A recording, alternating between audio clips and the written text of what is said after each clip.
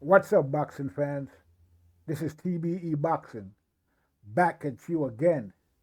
Today's topic: did Bud Crawford do Jaron Boots Ennis a favor by pursuing bigger opponents instead of fighting him? Let's chop it up and see what it's all about. Got the money for minutes, pretty bitch, gotta show me titties. This is the life that I chose, huh? On the block with the pole, huh? This is the life that I chose, huh? On the block with the pole, huh? Just like before Richard, huh? And I got the glitzy, run up on me, I'ma make you get it. I'ma make you get it. Okay, boxing fans, we're gonna talk some boxing. We're gonna chop it up. We're gonna talk about Boots Ennis, the Teofimo fight that's supposedly coming up, the Virgil Ortiz fight, what happened with that, and basically, you know, where does Boots go next from here? And we're gonna take a little quick trip down memory lane, and take a look at something that Terence Crawford did, and we're gonna compare it to where Boots is today. So let's take a look at, you know, we're not gonna waste a lot of time. We're gonna just go right to the videotape, right to the receipts. Check this out.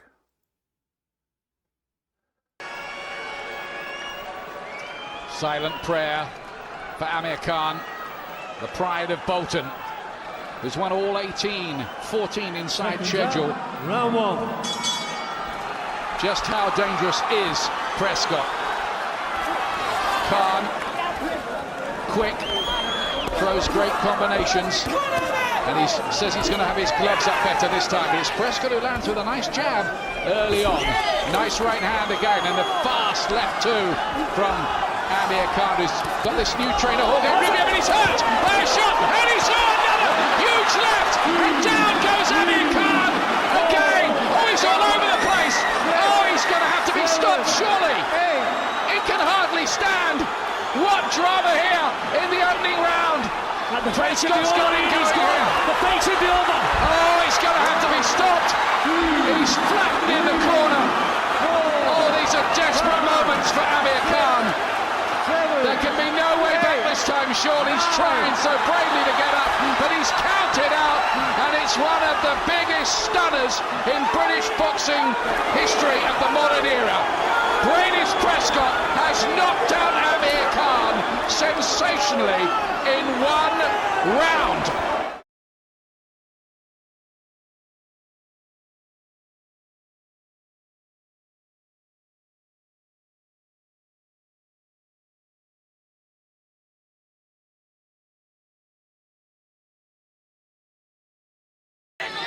For me, he's getting picked off of that right jab.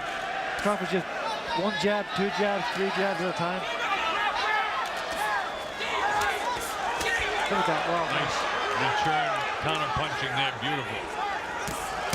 Made him miss. This is going to be so frustrating for Prescott, who knows he's behind the fight now.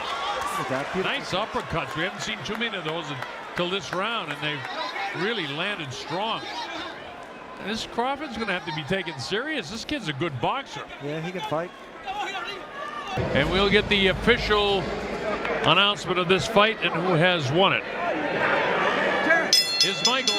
Ladies and gentlemen, from the Mandalay Bay of Las Vegas, we go to the scorecards. Don Trella scores it 99-91. Glenn Trowbridge 97-93, and Bert Clements 190. All to the winner by unanimous decision, still undefeated. From Omaha, Nebraska, Terence Bud Crawford. So Crawford gets the unanimous decision. Everyone, Anna Holton here with undefeated Mr. Terence Crawford, who just won his fight tonight over Boots Prescott. Terence, thanks for joining us today. You know, we actually talked a little bit over at the press conference, and you were saying you had no clout in your mind that you were going to win this fight even before the fight happened. And I asked you if you were going to look for the knockout, and you said you're going to take it for whatever's going to come. Can you tell us a little bit about what had happened during your fight? Like in the second round, you went from being a righty and you switched over to being a southpaw. What did you see, and why did you continue on with the rest of the fight in that stance? It just happened off a natural instinct. You know, I felt my movement was going to frustrate him, which it did. I felt my jab was going to frustrate him, which it did. You know, lateral movement, moving to the side, you know, staying away from his right hand. I felt like that was the key to win. And you're able to adapt quite easily. And this is also your first 10-rounder. Did it have any effect on you in terms of your endurance, your wind, in terms of your mental conditioning, your focus? Can you tell us a little bit about how that experience went for you? It was like a walk in the park. You know, I trained very hard for every fight. You know, like I said, I never take any opponent lightly. So I put all the time and the hours and the effort in the gym so I can go and fight and don't get tired or, you know, don't have to worry about the rounds. You know, we win a lot of hard rounds in camp, so I wasn't too much worried about the 10 rounds. And this is also your first time fighting at 140 pounds. Can you tell us a little bit about that? Like, did the weight affect you a little bit? Is this something that you want to stay in, or do you want to go back down to 135? No, it didn't affect me at all. You know, I'm initially going to move back down to 35 just to capture a title, then move up, and then we're going to go from there. And that's how an undefeated fighter treats it. He just goes with the flow, does his job, and wins. Thank you very much. Thanks for joining us, Terence Crawford. Tune in on the Boxing Channel for more updates, and check out Terence Crawford.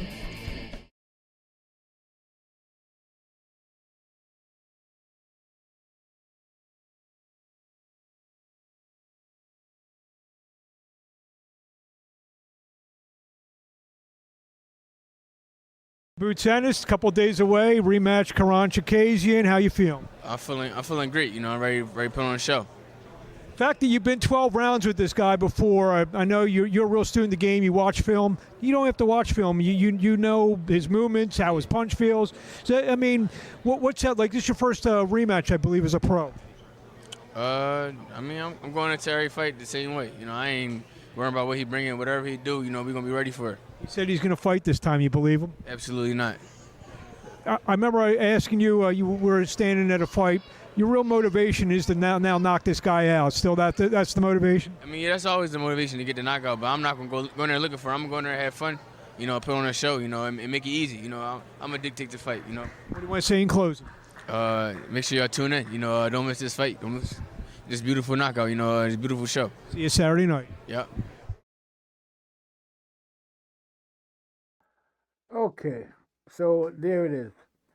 So there we saw the interview with Jaron Ennis, and he said he's not looking for a knockout. But then after the guy asked what he's going to expect, what can we expect on Saturday night, what did he say? Come and watch this beautiful knockout. So there it is, and we all saw what happened. So, you know, no one forced Boots to claim that he was going to knock out Chikazian. I mean, that's what he said the first fight as well. He was going to knock him out. He didn't do it. And we saw what happened in the first fight. The second fight, he said he was going to knock him out again.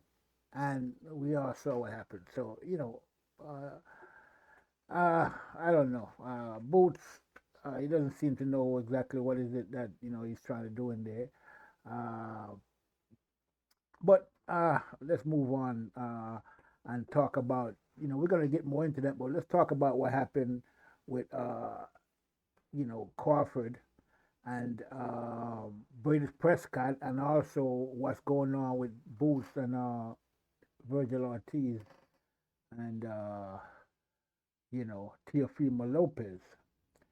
So, as we saw in those clips, we saw that British Prescott knocked out Amir Khan in the first round. And at the time, Crawford was just a prospect, more or less. You know, he was just a prospect. He was coming up. British Prescott was supposed to have a fight with the champion. British Prescott was supposed to have a title fight against his opponent was the champion at 140 pounds, and the champion got injured, and they needed somebody to fill in to get the fight going. And as we saw, they asked Crawford, you know, to take it on. So we will see. I enjoyed the fight. And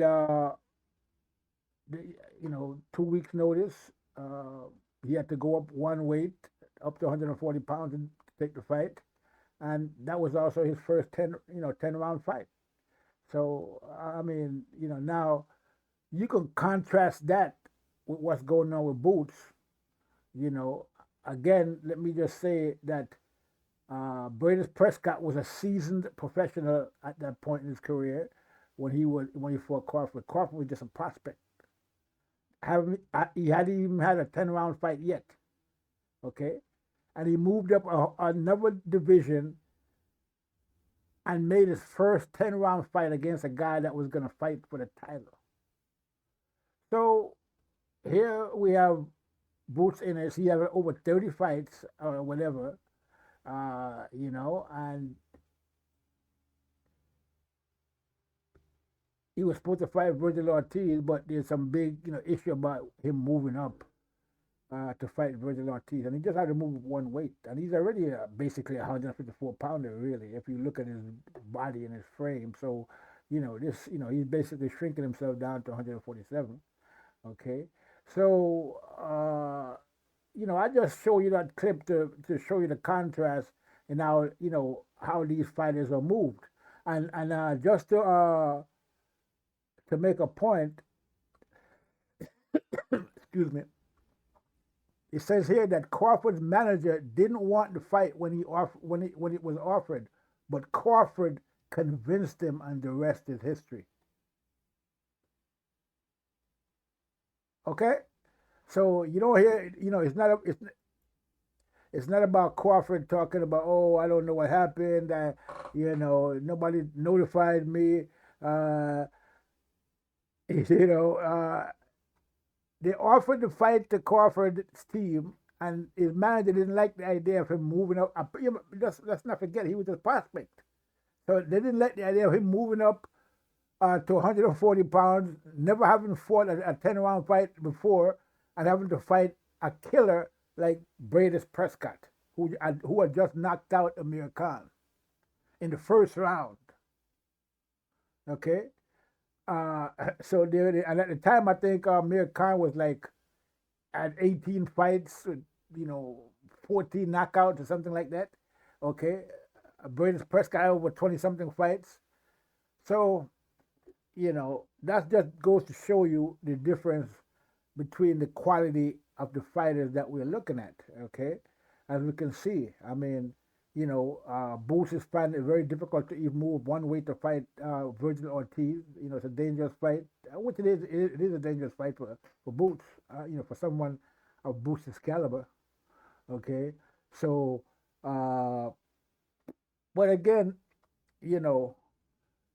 we had people out there talking about that Crawford was ducking Boots, and at the end of the day, but some of these people, I don't know, but at the end of the day, Boots and his team should be lucky. They should be glad that Crawford never took that fight with Boots. Okay, that they never fought, because it would have been a total disaster. It would have been the end of our Boots' career. Now just to show you something else. Let's take a look at what's going on with Crawford and Teofimo. Just to show you how Crawford really do support Boots, as it says right there. I support Boots. He said on more than one occasion, he always support the young pup. He's been supporting him since the amateurs, he said. So, and just to show you that's true, look at what happened when Teofimo tried to cloud chase Crawford. You have no intention of fighting Crawford. I mean, he just cloud chased because, Teofimo's career is in the dumps right now. His mouth has gotten him to all kind of trouble. Okay, can't keep his mouth shut. All his racist comments, his value has dropped. They basically, the networks don't want nothing to do with him. Basically, they're trying to get rid of him. It looks like, So, this is where Teofimo is at, and it's all of that damage was basically self-induced. Okay, nobody did it to him; he did it to himself, right? But look at the way Crawford dealt with him when he tried to cloud chase and talk about he wanted to fight Crawford. Crawford said, "No, we're not going to fight. I'll fight you in the streets. Let's go. Where are you at? I'm pulling up right now. Where you at?" And you saw what Teofimo did. So basically, what I'm saying is that Crawford didn't, allow Teofimo to do none of that. He didn't, he didn't like go along. He didn't, give Teofimo any leeway whatsoever. When he pulled up on Teo, as a matter of fact, he pulled up on Teofimo and slapped him one time, right? We saw that. We all saw that. Okay.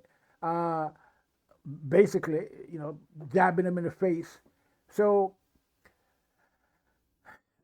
but we don't see Crawford doing that with Boots. Okay. Every time he talks about Boots, he talks about Boots respectfully. He doesn't, do it. I guess he likes Bosley, and he, like he said, he support Boots. He like Boots, and basically, from Crawford's perspective, even though a lot of people don't really see what's going on, he's doing Boots a favor by not fighting him, because if they were to fight, he would destroy Boots, and Crawford knows that. Okay, and I think Bosley knows that as well. And that's why I always say that Bosley is too smart to put Boots in there with a killer like Crawford, despite all the talk that you're hearing about, Crawford ducking Boots and all this nonsense. And Crawford just let that go. He don't even say nothing about it. He just let him talk because, he know they're trying to build up Boots' career. So he just, go along with it, just play along, let them go ahead and do what they're doing without even saying anything, really. And if, but he doesn't do that with Teofimo. And I'm glad he doesn't, because Teofimo is a clown. And Boots is a cool young man. He's not a bad guy. You know what I'm saying? And he's trying to do his thing. It's just that I don't know. I think that they're not training him. I mean, I'm not. I don't want to say I'm some kind of boxing trainer, but I mean, I think that it's not really so much about the training, but it's that they're not putting him in there against anybody that can really test him and make him improve and force him to improve, because at the end of the day, Boots, the thing I see about Boots like to admire his work, basically, okay? All these poses and, these, flash and, flim, flam, flash. I mean, all that stuff is unnecessary. I mean, the flashy look, the flashy moves, and people get mesmerized by that. But that just reminds me of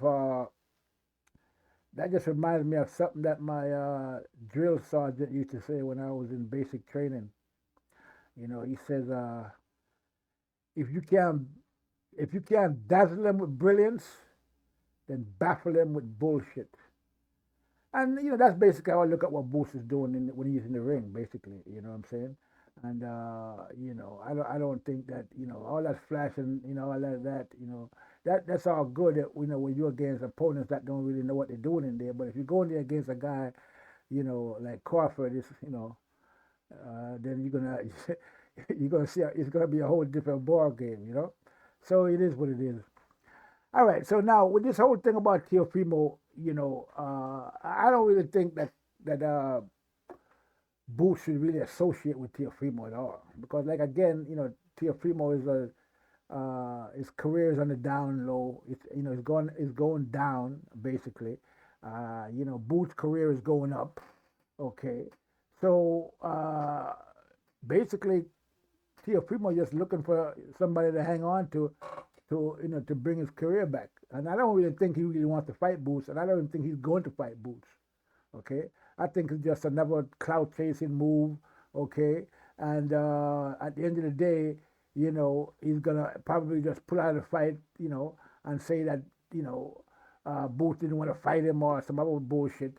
So at the end of the day, Teofimo, I would, if I was Boots, I would even take that fight seriously. I would even entertain it, and I wouldn't, have my people entertain it at all, because I think it's just another scam by Teofimo and his father. At the end of the day, it's just a scam.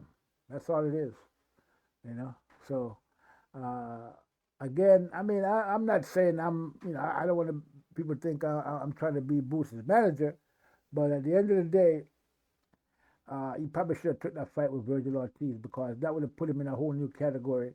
He'd have been 154 pounds, okay? All the big money fights are up there.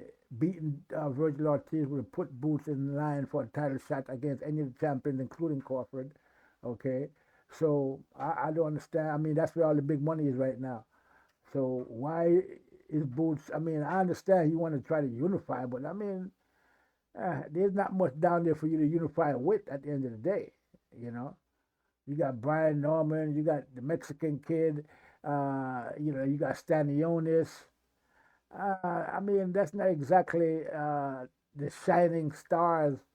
We're not talking about, Kell Brook, Errol Spence, or Sean Porter when we talk about those guys. I mean, not yet anyway, because they haven't really had a chance to really do anything. We haven't seen anything from them yet. So at the end of the day, Boots had a get out of, he had a card where he could have just jumped the line and went straight to the big time. And instead, he decided to stay on the line, So, hey, it is what it is. But that's how I see what's going on with Boots right now. I don't think that, I think his team, probably don't think that he can go up to 154 pounds. And, I mean, he can't pull a Crawford, okay? I mean, even though he's not a prospect, he's a seasoned fighter, with over 30 fights at this point, and he's a champion, okay? But asking him to move up one weight division to fight a guy like Virgil Ortiz is just too much to ask. And this is the guy they're saying that can beat Crawford. So, people, I don't know what else to tell you. I mean, if you can't see it by now, then, you're never going to see it. If Boots ever steps into the ring of Crawford, it's the end of his career. Okay, ever. I mean, it would be a total disaster for Boots, and Crawford knows that, and he did Boots a favor by not fighting him. Okay, this is what it is, people. Okay, so yeah, I mean, Crawford, the Samaritan. Yeah, so again, if I'm Boots, I'm not fighting Teofimo. Teofimo is a bum at the end of the day, and he's a racist bum on top of that. So why give him any juice or give him any oxygen? His career is almost in the dirt right now. Why pull him up out of the dirt? I mean, it's not like if he wasn't what he is, then maybe. But the guy is a total disaster. So Boots need to think about making move that's going to enhance his prospects and his bottom line and his career. And the Virgil Hill fight would have done that for him, okay? So I'm thinking that whoever is advising Boots is not giving him good advice at this point, But then again, maybe they know more about Boots than we do. So with that said, I'm going to leave it there, people. This is TBE Boxing saying, I'm out. Got the money for minutes, pretty bitch, gotta show me titties. This is the life that I chose, On the block with the pole, This is the life that I chose, On the block with the pole, That's life before riches, And I got the glitzy run up on me, I'ma make you get it. I'ma make you get it.